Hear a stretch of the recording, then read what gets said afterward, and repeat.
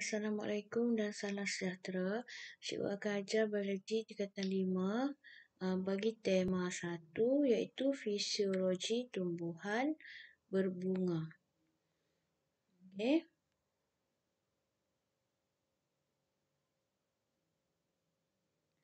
Okey, bab 1 kita akan belajar tentang fisiologi tumbuhan berbunga ni, bab tentang tisu tumbuhan, organisasi tisu tumbuhan dan pertumbuhan.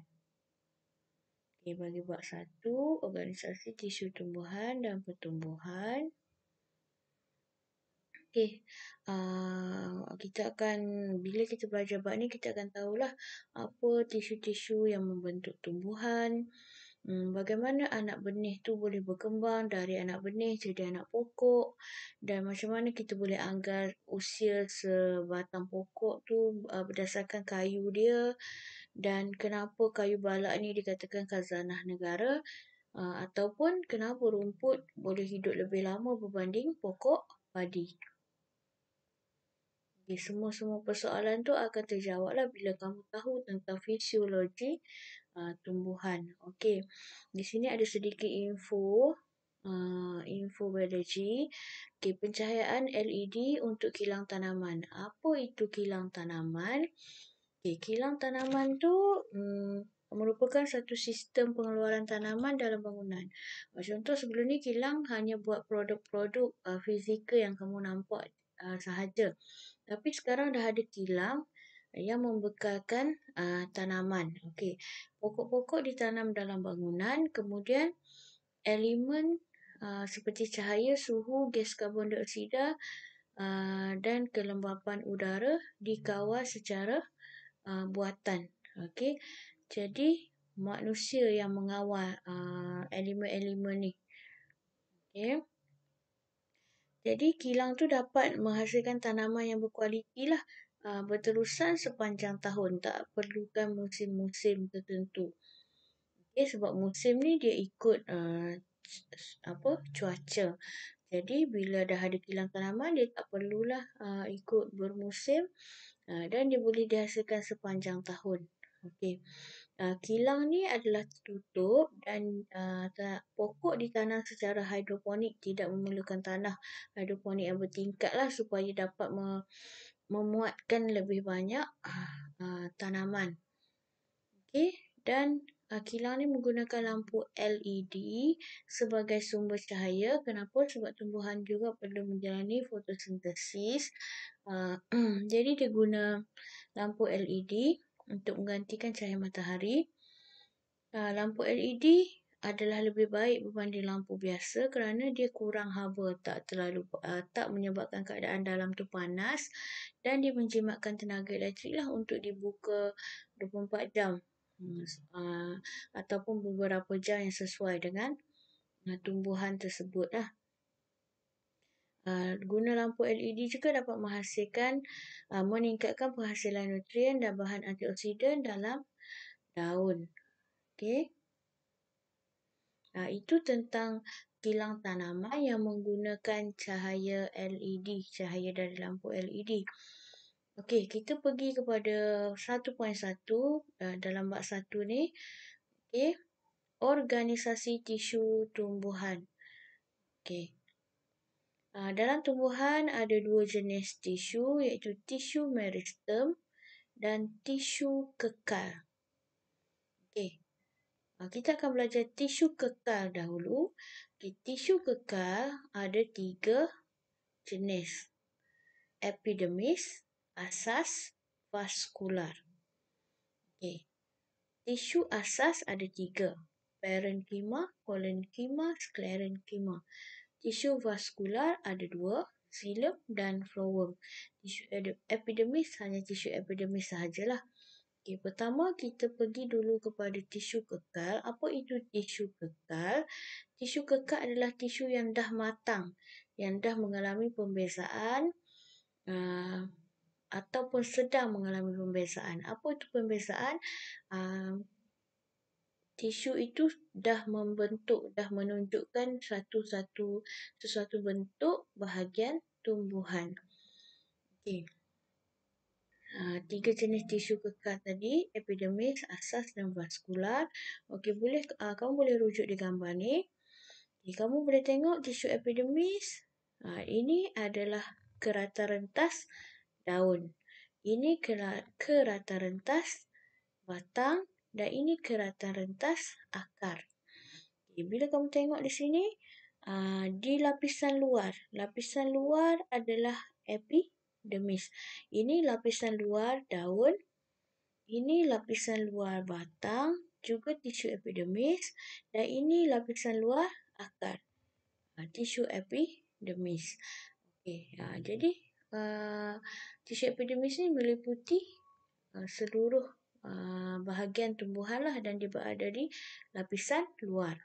Okey, sekarang kita tengok tisu vaskular. Di daun ada xilem, phloem. Di batang pun ada phloem, xilem. Phloem di luar phloem ni kamu nampak kan? Satu tisu berkas vaskular. Phloem di luar, di sebelah dalam adalah xilem. Ini di akar. Phloem di bahagian luar dan di tengah ini adalah xilem. Cikgu zoomkan. Kamu boleh nampak di sini. Xilem di dalam, phloem di bahagian luar. Di sini pun xilem, phloem, xilem, phloem, xilem, phloem. Okey. Akar tengah ni adalah xilem dan di luar ni adalah yang bulat-bulat ni adalah phloem. Kalau di bahagian daun, dia ada xilem dan phloem atas dan bawah ni. Di tengah lah, di urat daun, di tengah daun. Okey. Tisu asas ada 3. Parenchyma, sclerenchyma dan collenchyma. Okey, kamu tengok di sini parenchyma yang bulat-bulat besar ni. Kenapa? Sebab dia berdinding nipis dan segar. Lepas ni kita tengok lebih detail. Sclerenchyma di sini dinding dia lebih tebal sebab tu dia nampak dengan lebih jelas. Collenchyma pun sama. Okey, sekarang kita tengok dengan lebih detail lah. Apa jenis tisu kekal, struktur dia dan fungsi. Epidermis. Epidermis adalah yang melapisi lapisan luar, batang, daun dan akar. Epidermis ni dia terdedah kepada udara. Jadi dia diliputi oleh lapisan yang berlilin dan kalis air. Lapisan tersebut kita panggil sebagai kutika. Okey, kutika ni untuk mengurangkan kehilangan air lah daripada proses penyejatan. Supaya air tak banyak hilang. Jadi kutika tu bersifat berlilin dan kalis air. Dan dia melindungi daun daripada kecederaan mekanikal dan menghalang. Mekanikal tu apa? Kecederaan yang fizikal lah, sama ada patah ke apa semua ke. Okey, kecederaan mekanikal dan menghalang serangan patogen. Okey. Sel-sel epidermis yang di luar tu ada juga yang terubah suai. Contoh dekat daun, sel epidermis menjadi sel pengawal. Sesetengah sel epidermis menjadi sel pengawal. Untuk apa sel pengawal? Mengawal bukaan liang stoma.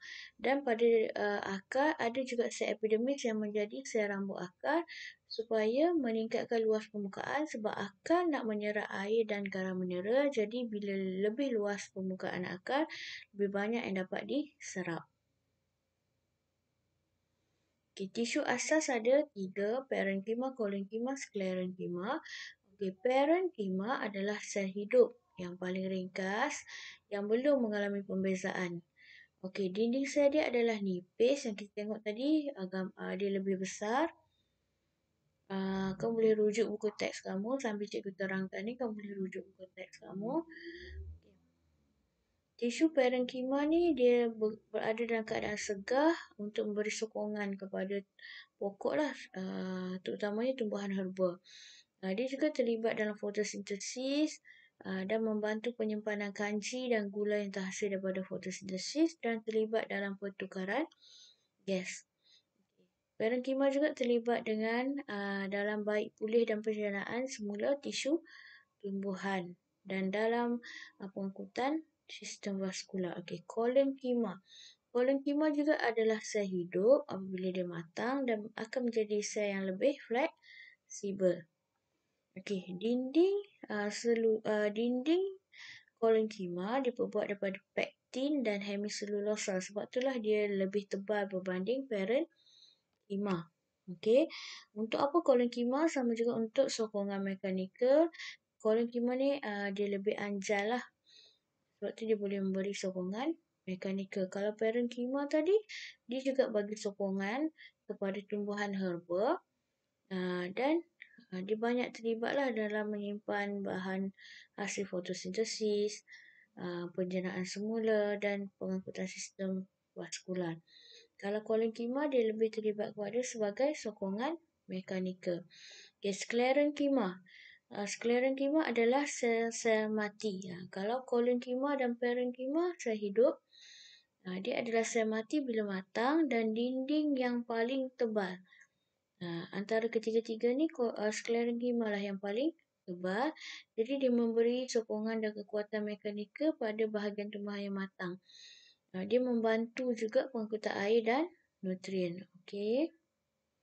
Yang ketiga, kita tengok tisu vaskular. Okey, xilem dan phloem. Okay, xilem ni terbentuk daripada sel mati dan xilem sel-sel dia tak mengandungi sitoplasma untuk memudahkan dia mengangkut air. Dan dinding xilem adalah diselaputi oleh lignin. Okay, lignin ni dia menguatkan dinding xilem supaya bila mengangkut air yang banyak, tekanan air tu tak meranapkan xilem. Okay. Salur xilem adalah memanjang berongga, bersambung antara satu sama lain dari akar ke daun. Kenapa? Kenapa bersambung? Sebab air dan garam mineral diangkut dari akar ke semua bahagian tumbuhan. Jadi air perlu mengalir dari akar ke semua bahagian. Jadi dia salur xilem bersambung, memanjang dan berongga lah untuk mengangkut air. Okay, phloem terdiri daripada sel rakan dan tiub tapis. Okey, terbentuk daripada sel hidup. Dan tiub tapis tu mempunyai sitoplasma. Kalau xilem tadi tidak mempunyai sitoplasma. Tiub tapis ni tidak mempunyai organel seperti nukleus dan ribosom. Okey, tiub tapis dia bersambunglah dari hujung ke hujung untuk membentuk satu struktur yang memanjang. Dan phloem kita tahu dia mengangkut gula hasil daripada fotosintesis dari daun dan ke organ penyimpanan seperti akar buah dan umbisi. Jadi dia angkut dan disimpan, jika perlu barulah digunakan. Okey, itu tentang organisasi tisu dalam tumbuhan dan kita belajar tentang tisu kekal. Okey, ada satu lagi.